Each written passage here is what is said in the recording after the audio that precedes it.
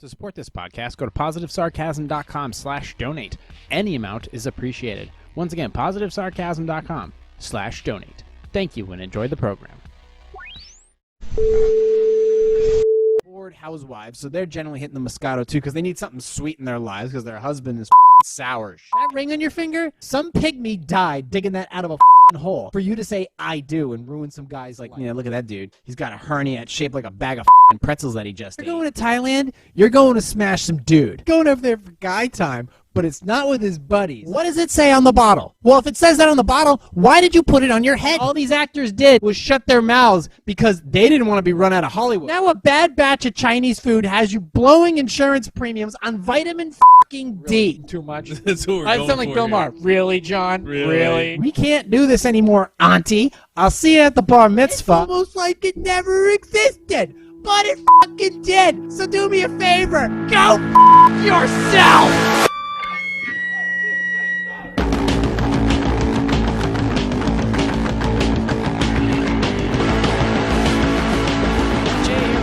Sarcasm.com, recorded here from the sandbox. Like, subscribe, share, donate. Positivesarcasm.com/donate. Any amount is appreciated. Instagram, Facebook, TikTok.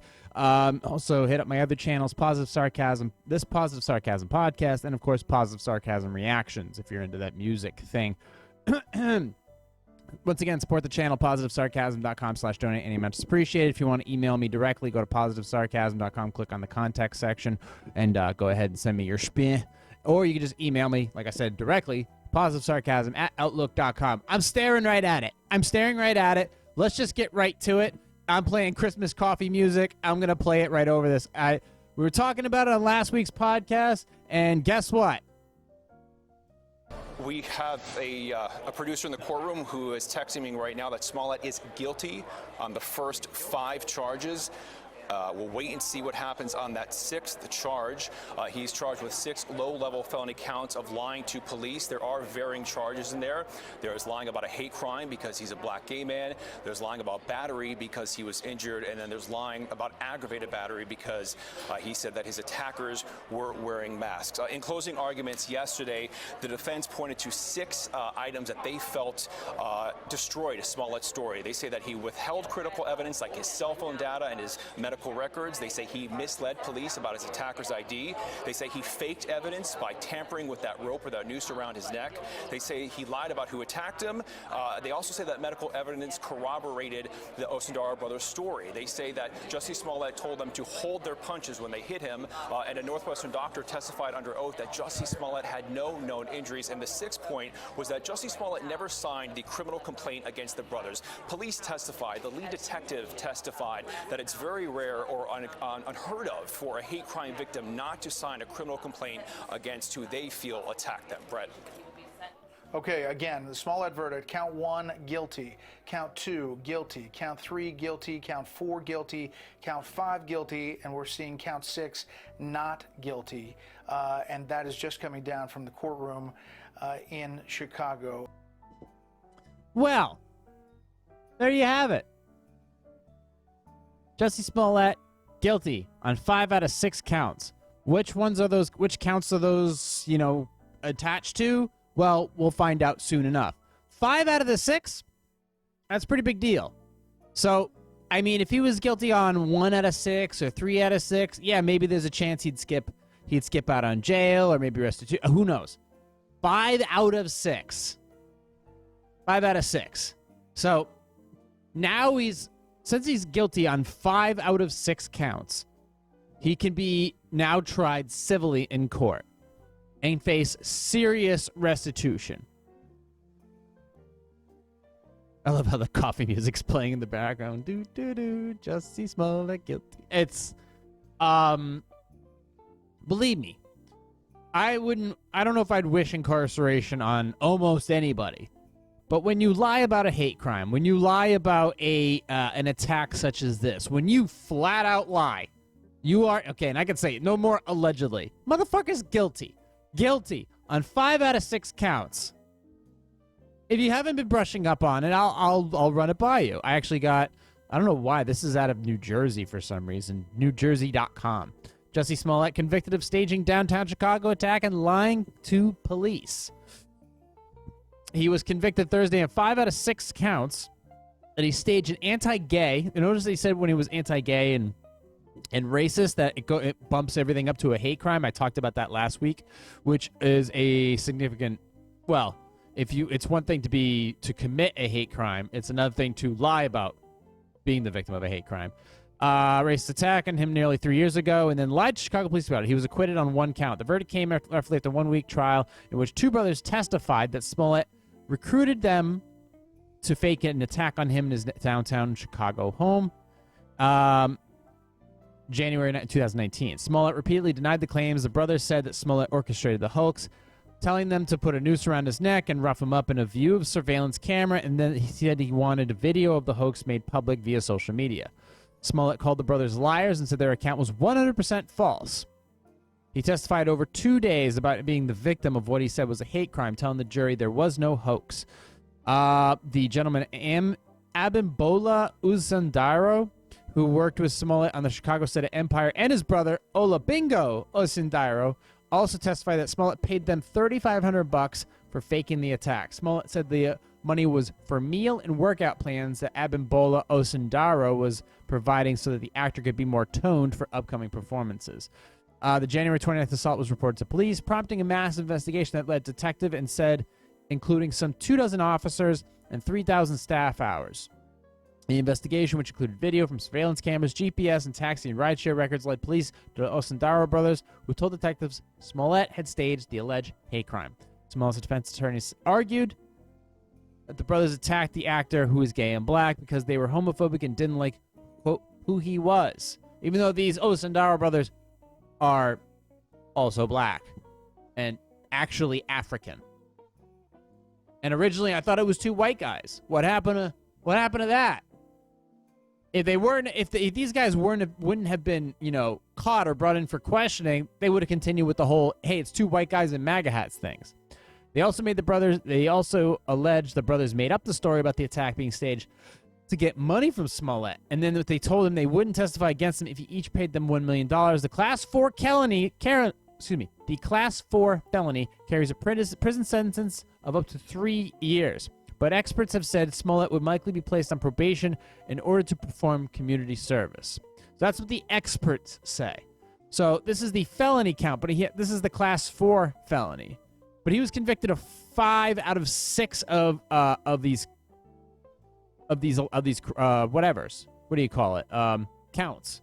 5 out of these 6 counts. So is that 5 Class 4 felonies or 1 Class 4 felony and then a bunch of little misdemeanors or whatever? I don't know. We're going to have to see how this plays out.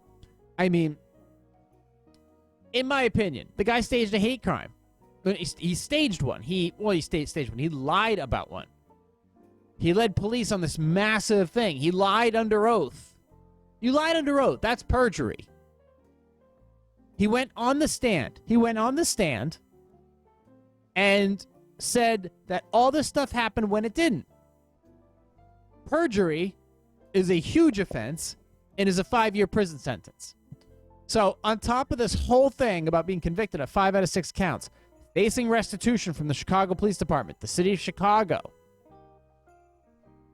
and facing additional civil penalties, he can now also face perjury for lying under oath, which clearly he has to be. All that has to happen is he was, they would have to be beyond a reasonable doubt prove that he lied under oath.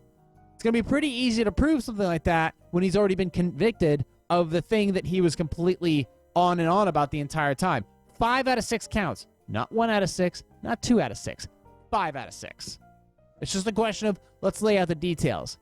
But this is now an open story. There's going to be more to come from it. There's going to be a lot of back and forth, I'm sure, from several different news sources. I've picked the Fox News one, the Fox News video, because it was the latest one that was out. It was the one that actually had the verdict in there, that he was 5 out of 6. So I picked that one. Just to let you know that I am staying on top of this, because this is a big deal. When you fucking lie about something this big a deal, you need to be held accountable for your actions.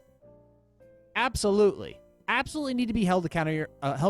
And this was a thing. This was a real thing that all kinds of celebrities were going on and on and on about, and going and waving their fucking social justice sabers as they went on late night show with douchebag and the goofball, and posting on their Twitters about the rage and all about it's just.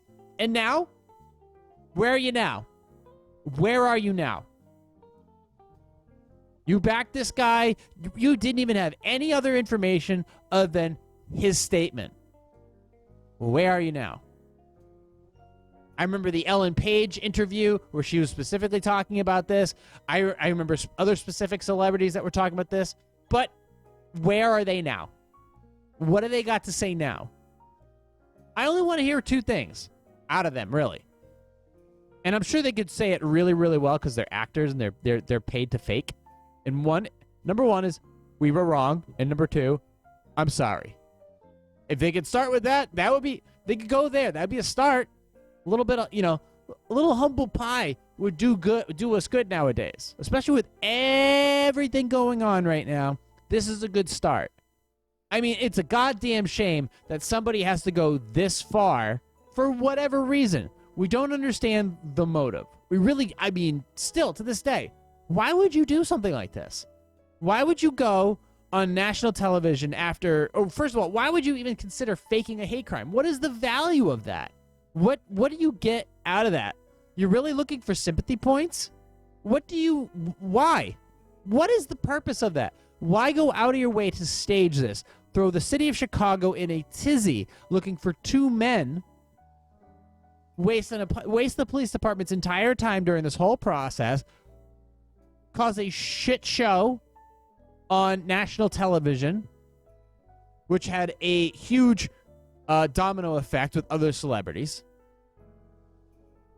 Because the only thing I can think of is, what were you trying to get more from your work environment? Were you trying to get another season on Empire? Were you trying to get more gigs? Were you trying to get a sympathy contract? This doesn't make any sense. Why would you go ahead and do something this fucking stupid? And now look at you. You have an actual criminal record now. You have an actual criminal record. This will be with you for the rest of your life. This will never be expunged. You'll never be hired in Hollywood again. You're facing, and the amount of money, you understand, and I know this well, the amount of money he's paying out to lawyers right now, criminal defense attorneys, legit ones. And it's not just one attorney he probably has several. And then retaining them. And then on top of that, he's going to have civil attorneys, because he's going to get you have to. When you go to court, you have to have a lawyer. Unless you're, fighting a ticket, and he's not fighting a ticket, you need lawyers. And he's probably going to have a pack of them, and he's going to have to pay all of them. And they charge $300, $400, $500 an hour. Every time they communicate with you, the price goes up. Every time they send you an email, every time they give you a phone call, they send you a text message, they make a phone call, they file a piece of paperwork, they show up in court. It's all documented, and it's all billable. And they don't have emotions. They don't have emotions. Lawyers, when they're working, are sharks. I'm sure outside of work, they probably have feelings, family, whatever. But when they're in court and they're doing court stuff, they're sharks. They just swim and eat. And the only thing they eat is your money. Now, don't get me wrong. My lawyer was great. These lawyers, I'm sure, were great too. But they had a bad client. They had a really bad client, but they were obligated to defend him. But the fact is they're also obligated to take his money. And they're going to take a lot of it. And he's going to need more of these attorneys. They're going to need civil attorneys as well, because his ass is definitely going to go to civil court after this, because that is going to be the real kicker right there. Because if he does have to, they say, the experts say he'll be likely placed on probation in order to perform community service. I have no idea. First of all, community service, bullshit. Probation, useless. First of all, they're probably, I'm sure at this point, the judge isn't happy with this guy. I'm sure the police, the city of Chicago, are not happy with this guy. I'm sure the prosecutors are not pleased with this guy. They want a conviction, and they want a hard sentence. They want whatever they can get out of it. Absolutely. So probation and community service ain't shit. Obviously, going for the wallet is going to matter the most, but out of all this, he's going to have to pay his lawyers a shit ton of money. Now, obviously, the person who runs out of money first is the one who loses, and I don't know how much money he has. I don't know who's paying him. I don't know who's funding him. But he's obviously not working. He obviously doesn't have any more contracts. He doesn't work on Empire anymore. So I don't know where this money's coming from. He's probably already spent a shit ton in lawyer bills. And until that last piece of paperwork is filed, he's going to keep getting bills. And if he doesn't pay him, his lawyers won't defend him. They'll immediately dump his ass. So I'm glad that, I'm relieved that the lie was exposed and that he was convicted, but there's still more questions to this. And if there is more, and if there is more to this story that I can move this thing forward with, I'll disclose it. But for now, basic points. He lied about a hate crime being committed. They sniffed him out. He was taken to court, and he was found guilty on 5 out of 6 counts. What's going to happen after this? We'll know more soon. But just wanted to relay that to you. That was a big thing. I was following this. I wanted to know what was going to happen. I know there's other things going on. I know the Ghislaine Maxwell trial is going on. That's a federal trial. People are not allowed in courtrooms during federal trials. Federal, like actual, like up, state trials different. You can go into the courtroom, especially in specific states. This one, you let him in. Ghislaine, that one, I don't know. We'll see. So, and here we are. Class 4 felonies, carries a prison sentence of up to 3 years, and he's been convicted on 5 out of 6 counts. Which one of them were Class 4 felonies? We'll know more. They'll break it down in detail, and then sentencing will be done like a couple months from now. But if there's more to come, I will divulge on it. But I was made aware, like, it was funny. Everybody was all up in a tizzy, and then again, this is pretty ridiculous, that why the fuck would you go ahead and set a Christmas tree on fire outside of the News Corp building? I caught wind of it, but you have to understand, there's like several Christmas trees in New York City, like outside of like each, like, everybody's thinking right now it's the Christmas tree in New York City. It wasn't. The Christmas tree is actually outside of Rockefeller Plaza in front of the NBC building. This isn't. This is actually in front of this is a Fox News Christmas tree. It's near Rockefeller Plaza, but the one in Rockefeller Plaza belongs to NBC. But still, you have a fucking you have a giant ass Christmas tree on fire. Cops are just standing around like, well, I'm not putting it out. Hold on, look at that. Let me see that here. Let me go backwards. There you go. There's some good flames. It looks like the goddamn Hindenburg. So the whole thing burnt to the ground. They did replace it, of course, because Fox News is big on, Christian holidays. So, I mean, good, they should. But who the fuck burns down a Christmas tree? New York, I'm telling you, is a goddamn shit show right now. A vagrant known to cops for having a lengthy rap sheet sets ablaze the Fox News Christmas tree Wednesday outside a heavily patrolled tourist-packed corner near Rockefeller Center in Manhattan. Excuse me. I walk like 50 blocks to get there one year. The holiday display was set ablaze shortly after midnight, and the flames quickly spread in the tree in Fox Square around the 6th Avenue and West 48th Street building that houses Fox News, the Wall Street Journal, and the New York Post. Oh, shit. So what am I reading this from? This is the New York Post. So you guys literally saw it outside your window. Look at that shit. Christmas tree, the cops just standing there like, oh, fucking, I'm not doing anything. And there's the guy being arrested. The alleged firebug, Craig Tamanaha, 49, is facing a slew of charges, including arson, criminal mischief, reckless endangerment, and criminal trespass. That's not going to be good. He allegedly slipped into the artificial tree, used its metal frame like a ladder to climb to the structure, lit a piece of cardboard to start the blaze, police sources said. A Fox security officer then tackled him to the ground before police, firefighters, and arson investigators arrived on the scene, sources said. Tamanaha allegedly used a lighter and possibly accelerants to cause about $500,000 in property damage. I think he wanted to get onto the news. Well, congratulations. His father, Richard Tamanaha of Hawaii, told the Post he wants attention. He added that his son has pulled destructive stunts in the past, is homeless, and has a drug problem.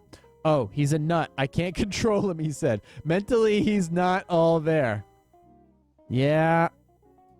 So now he sometimes stays at hotels in Brooklyn and is known to hang out in the area, according to cops and his dad. Cops said he was busted in March for criminal possession of a controlled substance and was arrested again for allegedly assaulting a police officer in June. He has also several other low-level arrests, including drug charges and criminal trespassing in Texas and Washington, D.C., according to police. But Tamanaha, who was charged with 6 misdemeanors for torching the tree, may be back on the streets within hours due to a lenient New York City bail reform policy and arson laws, according to a legal expert. What the fuck is going on in New York City? What a goddamn shithole. Under New York City law, arson is only considered a felony if the suspect harms or tries to harm a person or if the act is a hate crime. Mark Betterow, a Manhattan prosecutor turned criminal defense lawyer, told Fox News. For a judge to set bail, Tamanaha would have to be charged with at least third-degree arson, a felony that qualifies as a hate crime. There's no question that he lit a Christmas tree on fire, which is a Christian holiday. So he lit a Christian symbol on fire. So wouldn't that be considered a hate crime? That's a felony. Put his ass in prison. There's no question that the legislature has got to reevaluate the nooks and crannies of the bail statute because it's leading to absurd outcomes. No shit, right? Police are also probing whether Tamanaha tried to pull the same stunt on a towering Norway spruce in Rockefeller Center. Okay, so that's the beast in front of NBC. The alleged firebug motive remains unclear, though he doesn't appear to be affiliated with any political groups like Black Lives Matter or Antifa. It's an individual that's known to us as a series of low-level arrests and drug arrests. He was issued some early this year. Some appearance tickets didn't come back to court, which is unfortunately something we see all too often. He also has some low-level arrests outside of the state. Jesus, look at that tree. Oh, boy. I think it's one where he's working alone. So basically, some crazy. Well, what did fucking Demore?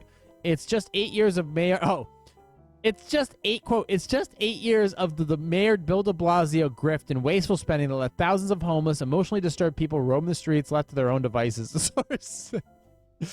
Wow. Yeah, it's a fucking the city is a goddamn shithole. It's not even really part of the United States anymore. It's like the fucking Vatican for the vaccinated. So what's the point? I mean, people are committing all kinds of crazy ass crimes. They're getting let off for it, or not even getting arrested or detained for it. So whatever.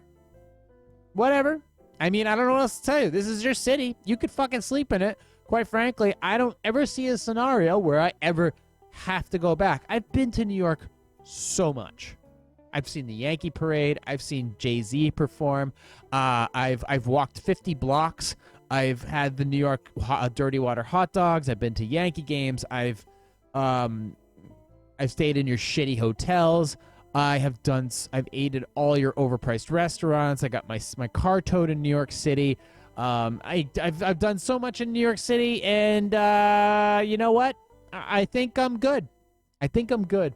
I mean, cities are tearing themselves apart for so many different reasons. I don't need to get into them all, but New York City, you can keep it. I'm really sorry. I'm really, really sorry that your city has turned into what's borderline a third world shithole. I don't know what your new mayor is going to do. I wish you all the best, but you've got a serious problem right now. I mean, Casey Neistat said it best about L.A. when he called it a third world shithole.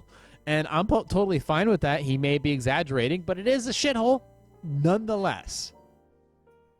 And New York has got probably either one, well, let's see. Between Lori Lightfoot, Mayor Garcetti, and Bill de Blasio, they've got one of the top 3 dumbest mayors. Oh, and I think Portland or Seattle. They got a couple tards up there too.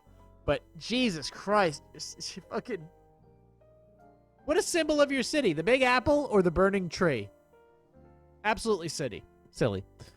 So I have been watching the market today, and I have to admit I'm very nervous for 2021, especially since I'm getting all these news reports from my assistant producer. I mean, I did the super news last week, and holy shit, it took me a while to clip all those freaking articles together.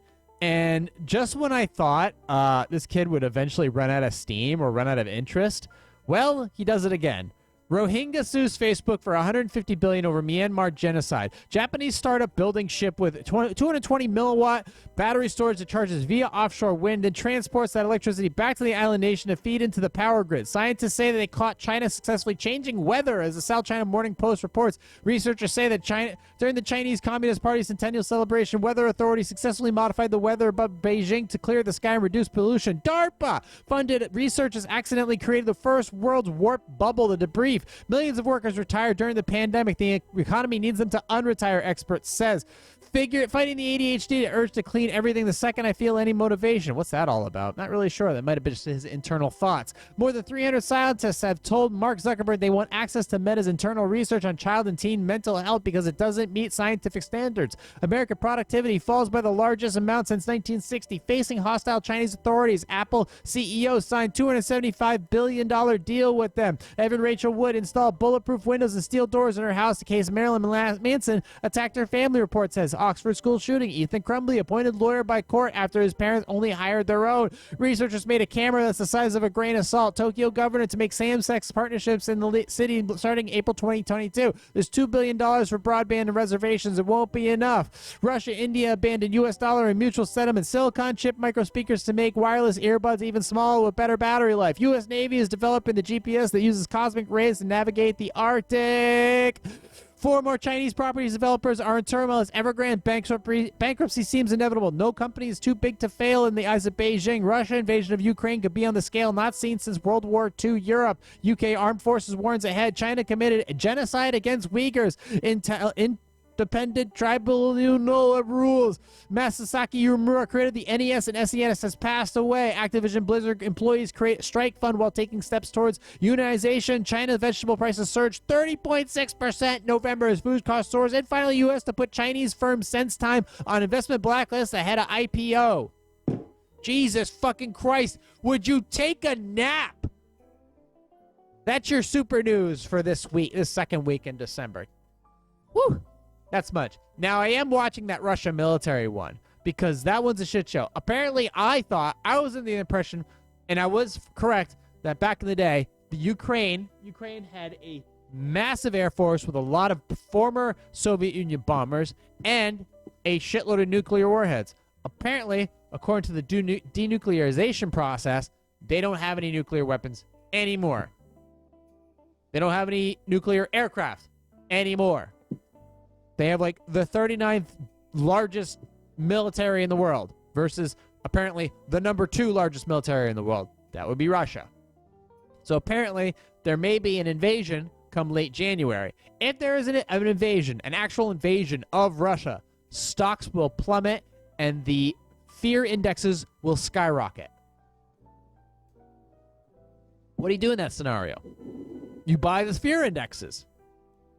You give yourself some money, time for the money to settle to your account. You buy one of the S&P 500 inverts or NASDAQ index inverts, and then you wait till the shit show begins, and you watch the thing fucking skyrocket in literally no time at all, and then you sell. You don't know. I don't know if you want to sell near the peak, because you could be able to try to sell near the peak, but I don't know if anybody would be buying.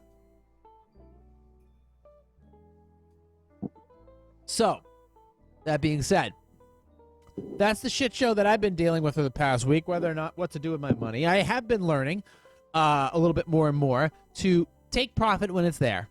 Whether it's 400 or 4,000 or 4, doesn't matter. Take the profits when it's there. If it's there, be comfortable with it. And understand that to be greedy in the market is to hold on to your profit for too long and see if you can get a little bit more out of it and you can hit that big ticket item.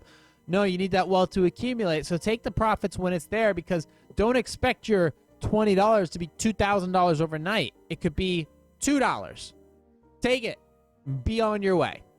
So that's what I pretty much have for you this week. We'll go ahead and we'll get in some Q&A, and we'll take a nice soft exit out of this week on the Positive Sarcasm podcast. Once again, it's positivesarcasm.com/donate. Any amount is appreciated. Once again, to recap this week's podcast, Jussie Smollett convicted on 5 out of 6 counts in the hate crime trial. And let's see, we just did the super news. We also the Christmas tree set on fire outside the Fox News building, and the Russian military possibly invading and then crashing the stock market. So I didn't really talk too much about it, but just know that it's there. Anyways, let's go ahead and get some dig Q&A, because I got some weird ones coming up. Let's see. No, that one's at the end. So Do I have to keep listening to my brother's anti-vax misinformation after he openly blamed my miscarriage on the COVID vaccine? My brother and his wife have very different political issues than I do, but we've managed to maintain a good relationship by avoiding off-limit topics. That all began to change with COVID. A lot of things did.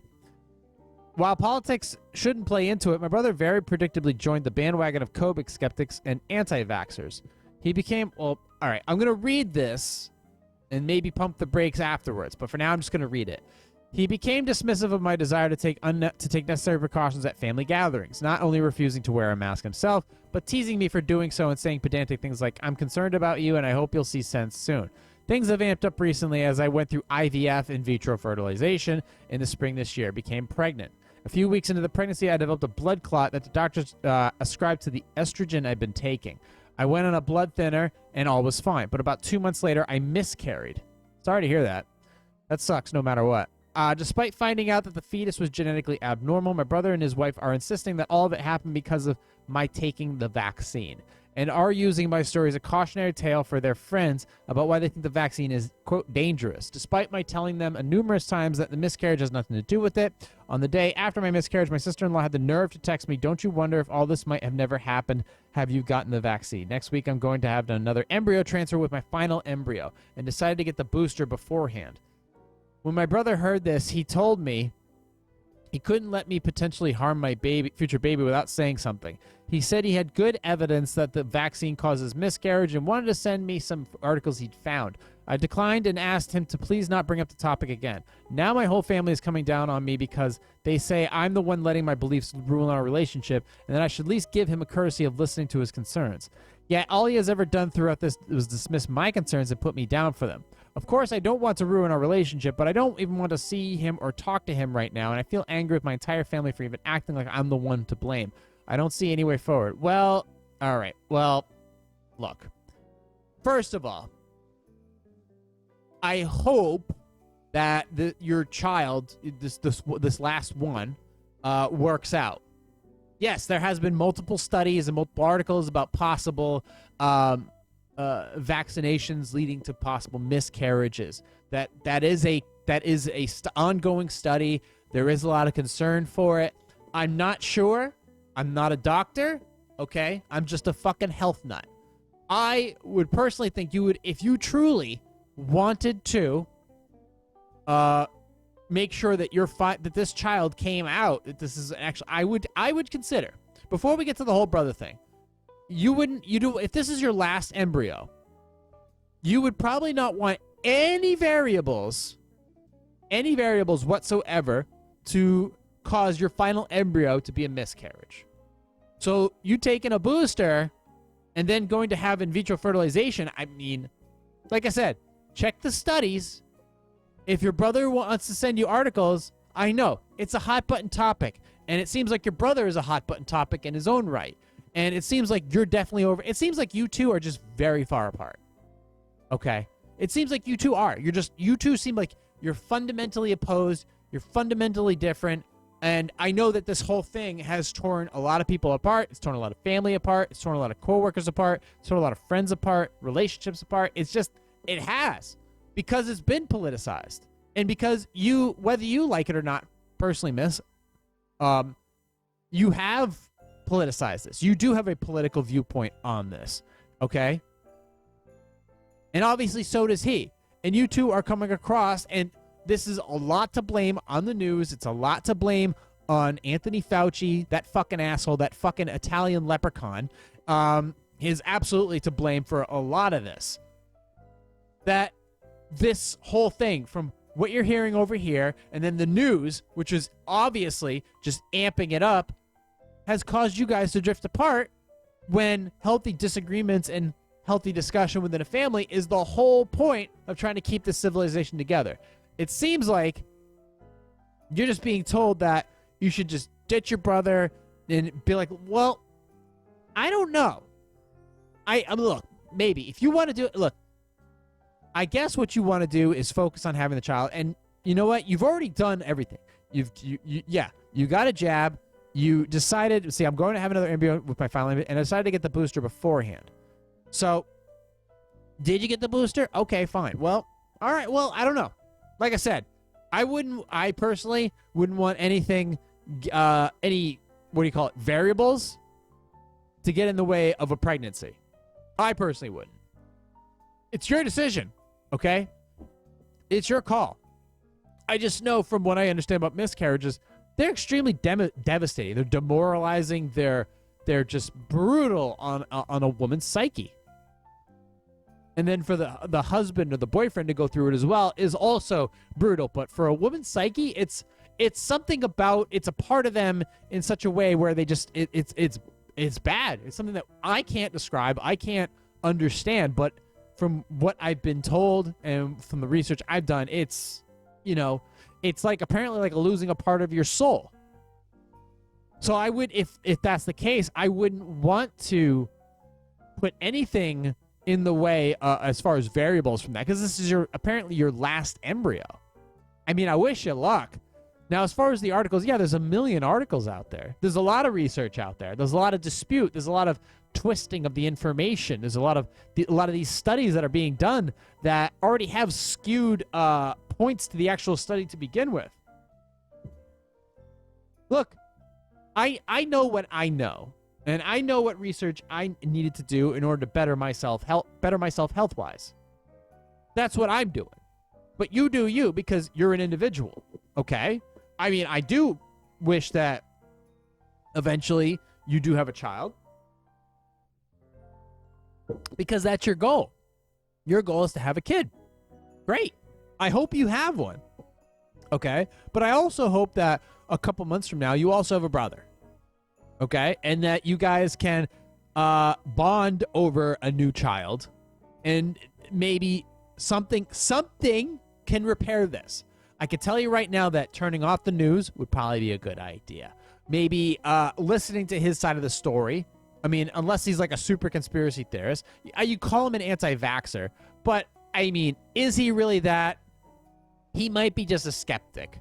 And you know what? It's okay to be a skeptic when something was most likely fucking built in a lab, accidentally released on its own population, circled the globe in 25 fucking minutes, and a lot of the medications that we had possibly lying around the entire time were discouraged or pushed aside or suppressed.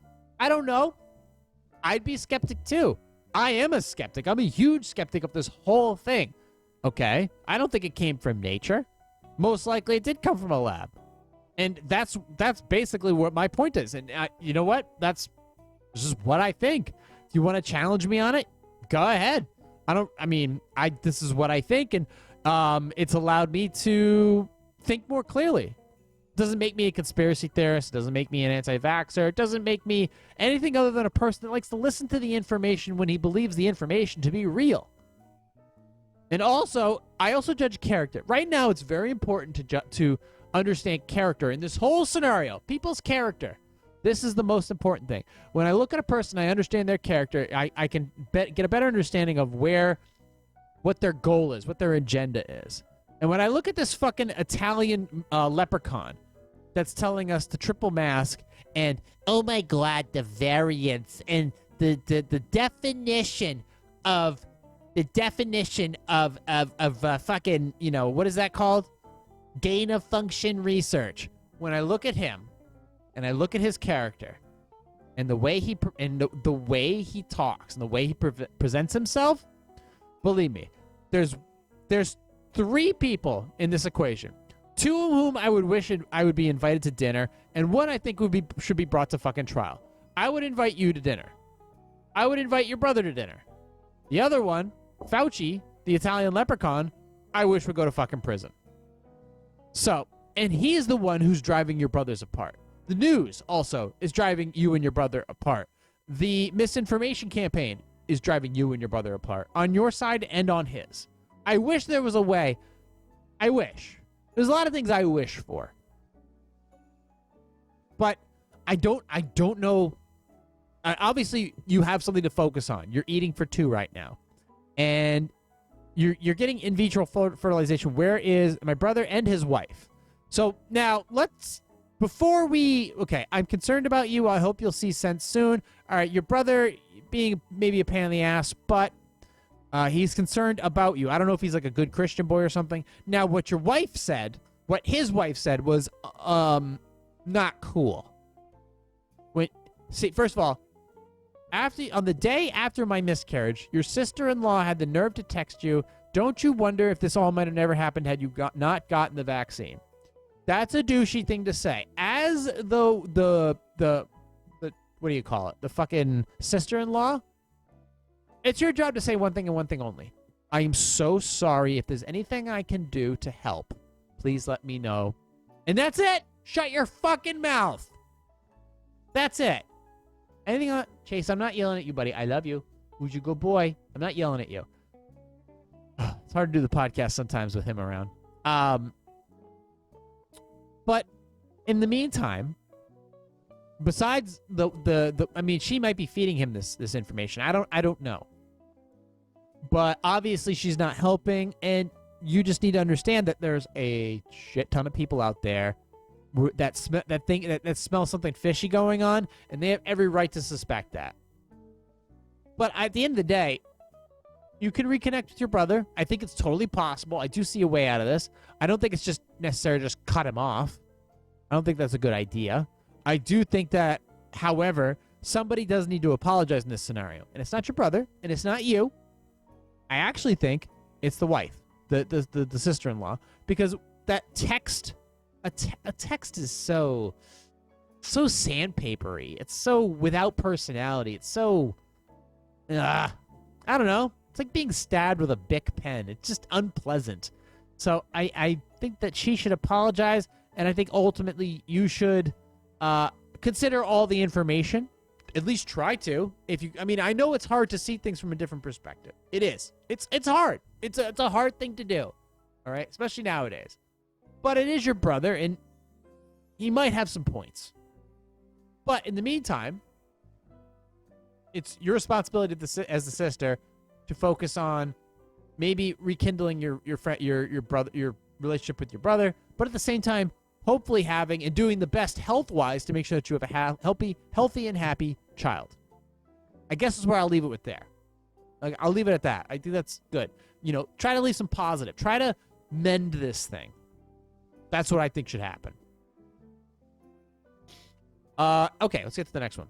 How can I get my parents to stop neglecting and insulting my sister because she's adopted? I'm a 15-year-old girl and has always been an only child until March of this year, when my parents legally adopted their goddaughter after their parents' daughter died in an accident. I love Abby. I have known her since we were tiny, though she lived far away in a long time. Now she's living with us and we call each other sisters. She's obviously been in a terrible place, and she's obviously been in a terrible place emotionally and struggling with the grief. Yeah, I can imagine. I can't imagine. But she said a few times that she has found happiness here, despite everything, and that she loves having a big sister. She's 13. That's a tough age. What happened? Parents legally adopted their goddaughter after her parents died in an accident. And she's 13 years old. That is just rugged. The problem is my grandparents. They really believe in blood ties being the most important thing and have not been welcoming to Abby. Abby and I have birthdays close together, and they sent an expensive present for me and not even a card for her. Despite my parents having told them that they have 2 daughters now, they barely talk to Abby when we see them and referred to her as a guest in our home until my mom had a huge fight with them about it. My parents seem good at standing up to them about this stuff, but I don't know how to deal with it myself. When I visit my grandparents recently, My gran kept going on about how she and my grandpa were desperate to spoil me because they just know how I'm getting the attention I need at home anymore. I'm not getting, okay. When I said it was fine, my parents still go, my parents still give me plenty of time. We honestly get on great. My grandpa acted like I was putting on a brave face on things, while my gran kept saying how important it was I got home to their place. I had my own space again. She then made a comment on something I was wearing, noting that it was a lot like a style Abby wears, and asked if I was trying to dress up like her to get her parents' attention. I'm not. It was just a cute top. Remember, this is a 15-year-old writing this. I had no idea what to say and just kept trying to change the subject. I don't think I'm handling them right, but I don't know what to do. They keep giving me secret presents now because they think my parents will kick off again if they find out, because they don't care about their own daughter anymore. My mom and dad have a lot going on right now, and I'm worried that by telling them about this, it'll start a huge fight and possibly make Abby feel even worse.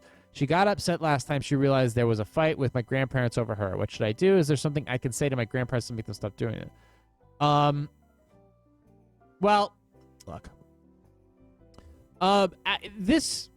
Especially this year, I mean, I have a nephew. I'll say from a personal experience. I have a sister.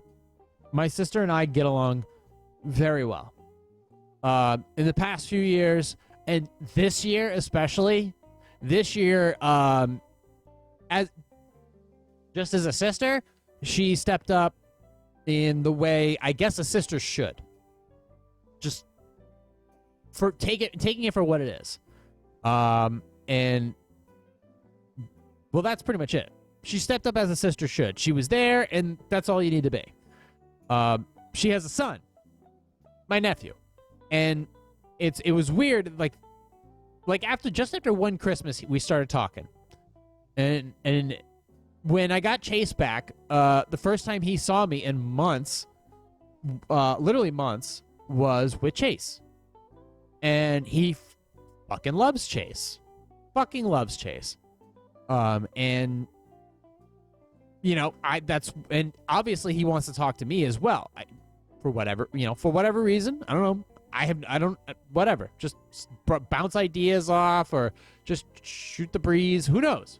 But I let it happen because, you know, young people need good older role models. They need people that have a strong backbone, do what's right, and call bullshit out when they see it. And I proved this year that I am an uncle that doesn't put up with bullshit, will fucking stomp on people doing terrible things, am willing to put myself out there, and am willing to show up more than from time to time, just to basically hang out and do silly stuff. And I'm also honest. So, I mean, I have a lot of this going for me. And I have a nephew. I also have an actual brother. My brother and I don't speak. My brother and I haven't spoken since my father died. I don't talk to my mother much, but that's because of, COVID, and she's basically going crazy over it. But, you know, we still get along fine, and that's great. But my brother will not speak to my nephew. Now, that's where I take offense. If you don't want to speak to me, that's fine. I'm not a very likable person a lot of the times. And I could also be a liability, to be perfectly honest with you. But saying directly to a young child's face that do not approach me, do not talk to me, act as if I don't exist, and knowing that the person that said that was your own brother is upsetting. It's extremely upsetting. But understanding in a situation that you have a brother, but you also have a nephew. Your nephew reaches out to you. Your nephew talks to you. Your nephew acts like himself. Whatever that means, good or bad. He acts like himself. He is growing up in a weird time with a lot of silly stuff going on, and maybe he's not really sure how to deal with it. But he talks to me about whatever he can or whatever he knows how to talk about. And knowing that he was brushed off by family, per se, is upsetting. Brushed off by blood, basically. Very upsetting. So how do you stand up for those who are close in your life? Well, by standing your ground with those who are no longer really that close in your life. So in my situation, if you don't talk to my nephew, then you don't get to talk to me. If you don't greet him and accept him, you don't get me. That's pretty much it. Don't talk to me unless you talk to him. So in your situation, Abby, even though she's not blood, she is your sister. Adopted or not. If you've ever watched The Godfather, Robert Duvall's character is adopted. He's Irish. He's not Italian. But he's essentially, almost essentially, one of the family. That's how Vito treats him, as one of the family. He's consigliere in the first movie. So, or consigliere, however you want to pronounce it. So, in this sense, you stick up for Abby. And if your grandparents have a problem with Abby and don't want to recognize her, then you need to lay the smackdown on your grandparents, even though they're old world, even though they're stubborn, even though it'll upset them. Look, a lot of things in life are upsetting, but it's important to know that if they're going to talk shit or not acknowledge, then you'd be like, look, I got a sister. She's 13 years old. She really needs the support. If you guys aren't going to support her, if you guys aren't going to recognize her, then I'm out. I'm out ski. Don't talk to me. Don't send me gifts. I don't want them. And that's it. But you're going to have more value in yourself if you stand your ground for the people you care about the most. And if the other people that you care about are treating people that you care about like shit, this isn't a disagreement about COVID and stuff like that. This is an actual little girl who's being friggin' cast aside like she doesn't exist. All because her blood is not of the same DNA as yours. That's it. That's the only difference. But listen, people of your blood can do stupid stuff, and your grandparents are doing exactly that. Something very foolish, very harming to a child. It doesn't matter. If you have a daughter or a son who is adopted, it makes no difference. Adopted kids can have a very tough time feeling accepted in a family. And it's important to make sure, just like anybody else in that group, that they are accepted, that they are appreciated, that they are fed, clothed, loved, hugged, talked to, listened to, just like any other kid you would have in your house. That is important. If your grandparents can't see it, your grandparents can kick rocks. That's how you support your family. That's how you support your sister. Let's do one more. Excuse me. There's all kinds of silly ones here this year. Ooh, okay. Here we go. Oh, thank God, I needed a black and white one. All right. Should I tell my girlfriend I find her choice not to shave her armpits questionable? My girlfriend does not believe in shaving her armpit hair, and it's starting to become an issue. She believes that shaving armpit hair is unnatural and conformist. She didn't have these beliefs when we first started dating, so I feel that it's unfair for her to expect me to have no problem with it now. I'm afraid to ask her to shave because I don't want to seem like I do not support this journey, although I do find it questionable. What can I do? All right, well, straight up, you got to talk about it. You got to talk about it and be like, listen, this ain't fucking cool. I find it kind of gross. I'll go along with the journey with you. But believe me, you got to shave that shit. And I'll make this very black and white. You got to shave it. Okay? I'm not dating anybody. But if I was dating somebody, they'd have shaved armpits. Period. Now, can I say that? You know what? Yeah, I fucking can. Do you know why? Because I shave my armpits too, motherfucker. So, guess what? I shave my armpits, you shave your armpits. I shave my legs, you shave your legs. Okay? I shave my chest. You don't. I hope you don't have to shave yours. But guess what? We're on the same basis here. I shave everything. So guess what? So do you. There's nothing you can back up on. Nothing. You're in the corner. Shave those friggin' armpits. That's gross. It's unappealing. I don't care. Oh, it's freeing. It's look. I don't care what progressive he-man woman fucking whatever woke bullshit you want to push at me. You're shaving your armpits. Or you're going it alone. I don't care.